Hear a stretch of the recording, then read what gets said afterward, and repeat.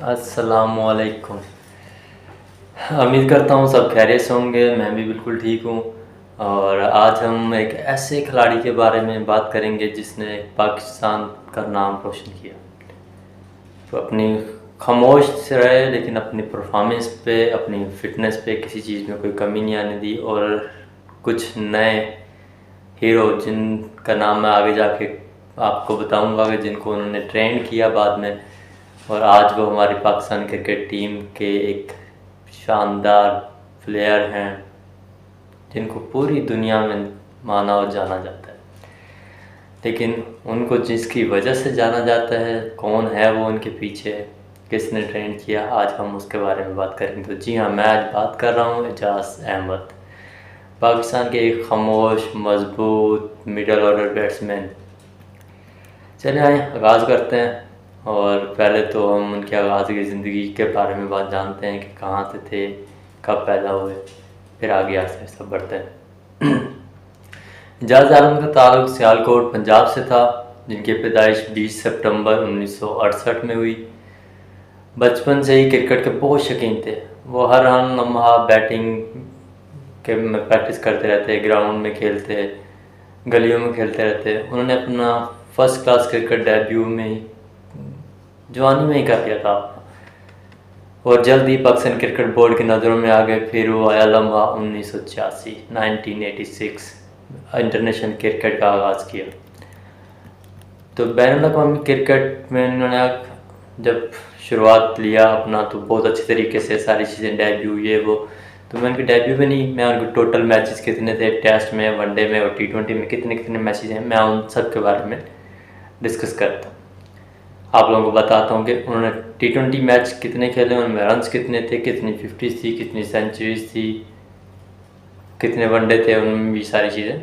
हम एक to Z test से शुरू करते हैं। चले आइए। टेस्ट उन्होंने 60 मैचेस खेले। 60 टेस्ट मैचेस में उन्होंने 3315 रन्स बनाए हैं, जिसमें 12 सेंचुरीज हैं और 12 ही 50s हैं।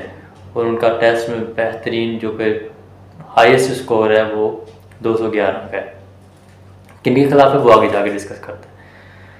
वनडे इंटरनेशनल में उनके जो हैं वो 250 मैचेस हैं 250 और रन्स हैं 6564, 9 सेंचुरीज हैं और 37 50s हैं।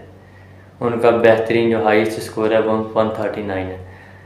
आज के दौर में अगर कोई भी बैट्समैन 250 मैचेस खेलता है तो वो एक स्टार बन जाता है।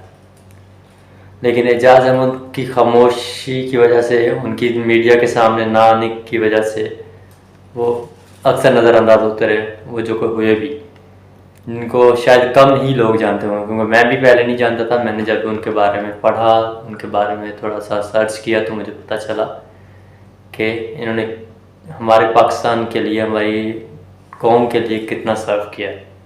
लेकिन उनके साथ भी वही हुआ जो सबके साथ होता है।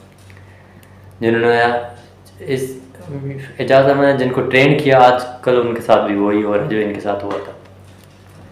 यादगार इनिंग इनकी जो है वो 1997 में भारत के खिलाफ टेस्ट के अंदर लाहौर में 211 रन्स किए। ये उनकी ज़िंदगी का बेहतरीन लम्हा था। पूरी भारतीय बॉलिंग को उनके सामने बेबस होते हुए नज़र आया था। 1997 में श्रीलंका के खिलाफ 68 गेंदों पर सेंचुरी, जो कि उस टाइम की हाईएस्ट सेंचुरी मानी जाती थी। फिर 1992 के वर्ल्ड कप में भी टीम का हिस्सा थे। अगरचे उन्होंने वर्ल्ड कप के बहुत कम मैचेस खेले, बहुत ही कम, लेकिन उनका स्ट्रक्चर, उनकी मौजूदगी बहुत अहम थी उस टाइम पे।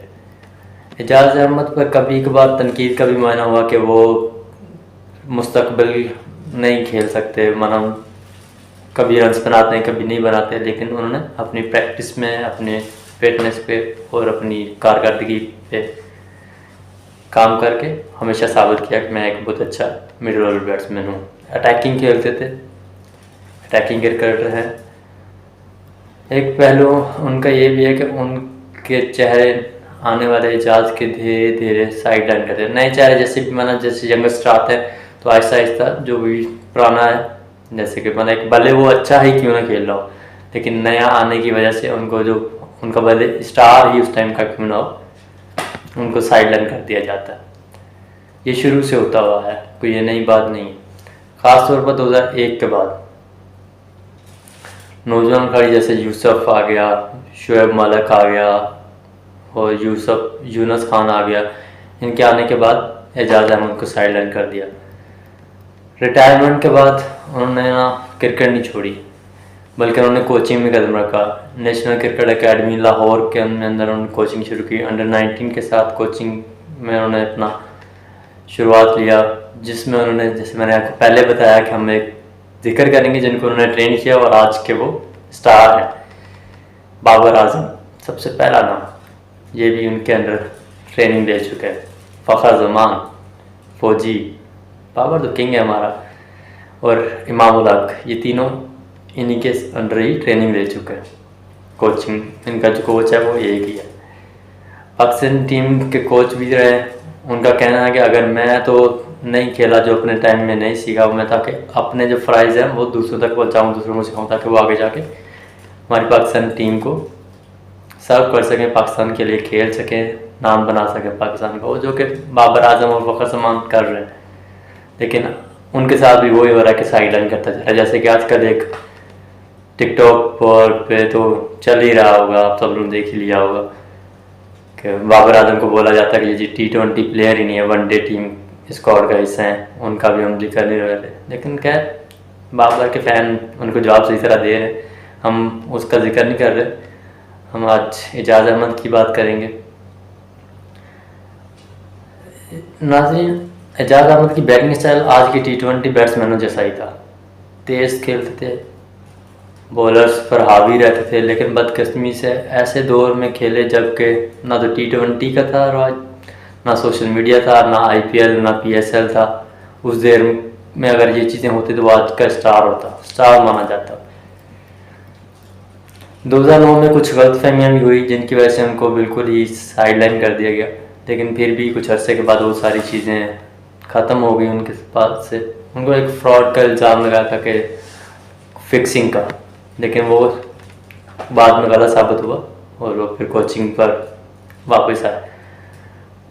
वो हमेशा मीडिया से दूर हैं, ये उनकी सबसे बड़ी गलती है। शायद वो अगर मीडिया के सामने आते तो शायद अभी वो कुछ और ही होते हैं, जिसकी वजह से उन्हें मुकम्मल सराहाया नहीं गया। क्रिकेट शौकीन एक बड़ी तादाद में आज भी कहते हैं, अगर कुछ लोग जानते हैं उनको देखा है, उनको खेलते हुए देखा है, तो आज भी उनके सराहते हैं कि उन्होंने पाकिस्तान के लिए क्या सर्व किया। तो आज की कहानी का जो नतीजा है ना, वो एजाज़ अहमद की कहानी जिसमें भी देखा है, वो मैं सिर्फ उनके लिए यही पैगाम है कि न सिर्फ रन्स बनाने नहीं, बल्कि टीम में मुस्तकबिल वक़्त में संभालना। जिस तरह की आजकल चल रही है हमारी ये पाकिस्तानी टीम, तो आपको सियासत का थोड़ा बहुत पता होना चाहिए कि हमारी PCB के अंदर क्या सियासत चल रही है, किस तरह चल रहा है, कौन इस सियासत का हिस्सा है, कौन नहीं। अगर आप खामोश रहे, मीडिया पर नहीं आए, तो वो जल्द ही आपको खुडे लाइन लगा देंगे, पंजाबी में बोलते हैं खुडे लाइन, साइड लाइन लगा देंगे। तो यही इनकी भी सबसे बड़ी गलती है। तो मैं आज के जो प्लेयर हैं उनको ये चीज़, अगर मेरा ये मैसेज इन तक पहुंचता है तो मैं उनको ये बोलना चाहूँगा कि थोड़ा बहुत आपको भी मीडिया पे आना पड़ेगा, वरना नहीं। बाबर आजम के हम फ़ैन हैं, हम बाबर आजम को सपोर्ट करते हैं, फ़खर जमान को सपोर्ट करते हैं। इसी तरह आज के बाद एजाज़ अहमद को भी मैं सपोर्ट करूँगा, और आप लोगों से भी रिक्वेस्ट करूँगा कि एजाज़ अहमद को आप सपोर्ट करें, उनका साइड दें, ताकि आप लोगों के पास अगर उनकी हाइलाइट्स पड़ी हुई हैं तो अपने अपने चैनल पे या टिकटॉक पे जहाँ पे भी हो, आप उनके थोड़े से क्लिप लगाएं ताकि लोग जान सकें बाबर आजम को और फ़खर जमान को बनाने वाला कौन है, उनके साथ क्या हुआ, वो मैं पहले ही बता चुका हूँ। आज की वीडियो अगर एजाज़ अहमद की कहानी के बारे में आपको पसंद आई हो तो इस वीडियो को लाइक ज़रूर करिएगा, कमेंट्स करिएगा और प्लीज़ सब्सक्राइब ज़रूर करें, ताकि आने वाले जो हम वक्त में साथ चल सकें एक नई दिलचस्प वीडियो के साथ, एक नए व्लॉग के साथ। तब तक मुझे इजाज़त दें और बेल आइकन को ज़रूर दबाएं ताकि मेरी नई आने वाली वीडियो आप तक पहुंच सके, आपको नोटिफिकेशन मिल सके। तब तक मुझे दें इजाज़त। अल्लाह हाफ़िज़, मिलते हैं एक नए व्लॉग में।